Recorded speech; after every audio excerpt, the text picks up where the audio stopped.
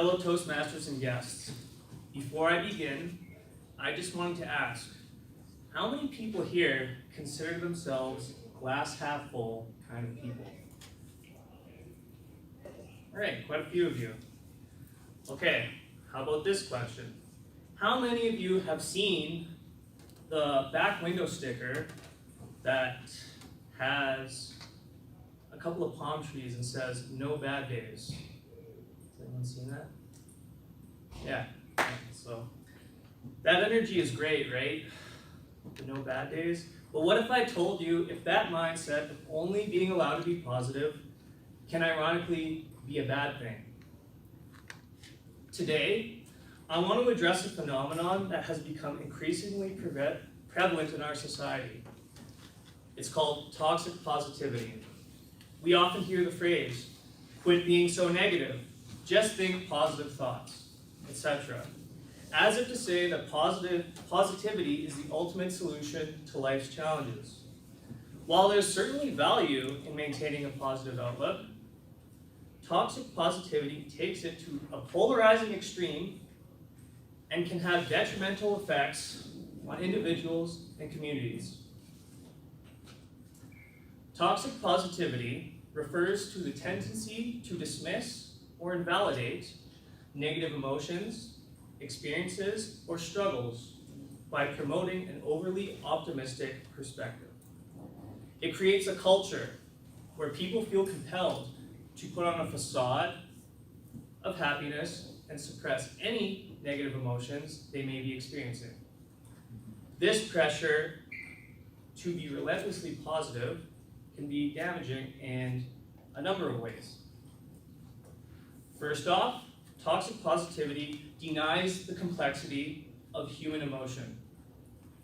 We are multifaceted beings with a wide range of feelings and experiences. By disregarding or trivializing negative emotions, we deny ourselves the opportunity to process and learn from them. And as peer-reviewed studies conclude, suppressing emotions can lead to an increase of stress and mental health issues.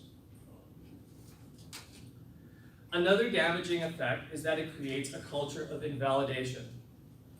When someone is going through a difficult time and expresses their struggles, the resulting invalidating feedback can make them feel unheard or dismissed. It diminishes their experiences and makes them feel guilty for not being able to maintain a constant state of positivity. This results in feelings of isolation and shame, preventing individuals from seeking the support they may need. So, what can we do to counter toxic positivity? We can start off by creating a space where people feel comfortable expressing their emotions, true emotions, without fear of judgment or invalidation. Encouraging open and honest communication about both positive and negative aspects of one's life can foster genuine connections and understanding. It's okay to feel angry, sad, or frustrated. Acknowledging and accepting these emotions is a part of personal growth and emotional well-being. In the Disney Pixar movie Inside Out, which is a great movie if you haven't seen it, by the way, the protagonist Joy tries to prevent the supporting character Sadness from tainting the joyful memories inside of the mind of Riley, a girl in 6th grade with a passion for ice hockey. This friction in turn exacerbates Riley's emotional state, and it was not only until the end of the movie that Joy found a way to integrate sadness as a part of Riley's psyche, which then had created balance in her life. Next, let's practice empathy and active listening. Instead of immediately jumping to positivity, let's take time to understand and validate someone's feelings. Sometimes, all we need to do is be a set of ears or a comforting presence. It's important to recognize someone's we recognize that supporting someone doesn't always mean fixing their problems, but just being with them in their journey. It could be easy, it could be as easy as just asking someone, do you want me to just listen, or would you like my opinion, when their problem is presented to you? Finally, let's promote a balanced approach to positivity. It's essential to acknowledge and accept negative emotions as a part of the human experience while cultivating a positive mindset. Instead of suppressing a negative thought, analyze it, learn from it, and find its root cause. You may be surprised what insights you might gain and how better you will feel after. Embracing optimism doesn't mean denying reality. It just means finding resilience and hope in the face of adversity. We need to change from being naively optimistic to intelligently optimistic. So, while this relentless, no-holds-barred way of thinking can serve as a band-aid fix, it can distort our views of human emotions in the long run.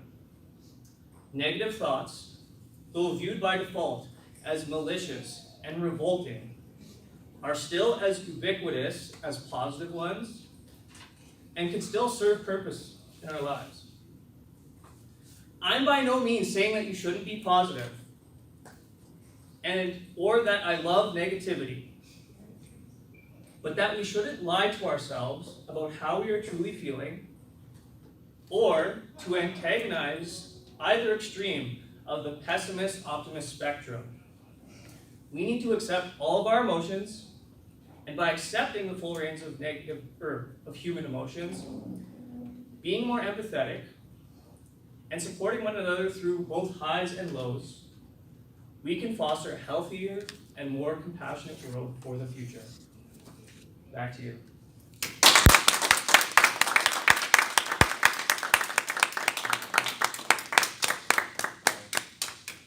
Thank you so much, Clint.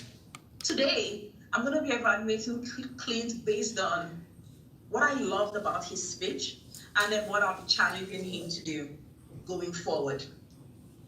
First of all, Clint, you know that I love listening to you, and that is because you come on stage with a lot of depth in your speeches. Your topic was phenomenal. I know that's not the word of the day today, but I totally loved it.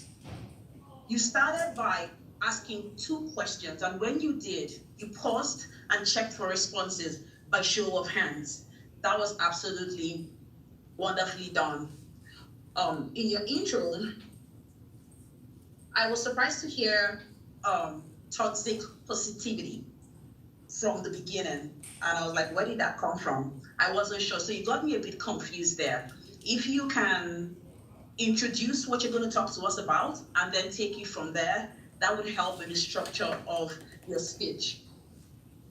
I love the fact that towards the end of your speech, you challenged us with a question again. You said, what can we do to counter toxic positivity? And you gave suggestions.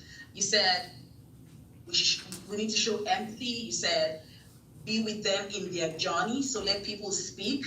You said, be a good listener, and you gave lots of those suggestions. There were words that you used today that blew my mind. You said, ubiquitous. That was eloquent. There's no other word to use. That was eloquently done. You said, intelligently optimistic instead of naively optimistic. That was also really eloquent. You challenged us in your speech today. You concluded by giving us a challenge to be intelligently optimistic. That was beautiful. Today, I want to challenge you. When delivering your speeches, would you be able to take a few more pauses just so that the eloquent things you're saying sit deep in our hearts and we can resonate with them? Don't be too fast when you're giving your speeches. I'll also challenge you with your gestures. Is it okay if you just leave your hands the way they are and be the eloquent speaker that you are? When you want to give gestures, allow them to be purposeful And I say this because I know that I struggle with it as well. I also want to challenge you to move a bit more. The stage, the entire stage there is yours. Forget about the people online for now because our cameras aren't positioned properly, so we can only see just a little bit. But for the people in the room, they should be able to see you walk around the stage, use your stage intentionally and purposefully. That way, you grab your audience's attention even more and your speech has a lot more impact. All in all, I'll summarize by saying your speech was eloquently delivered. It was phenomenal. You were mind-blowing, and your topic was quintessential. Back to you.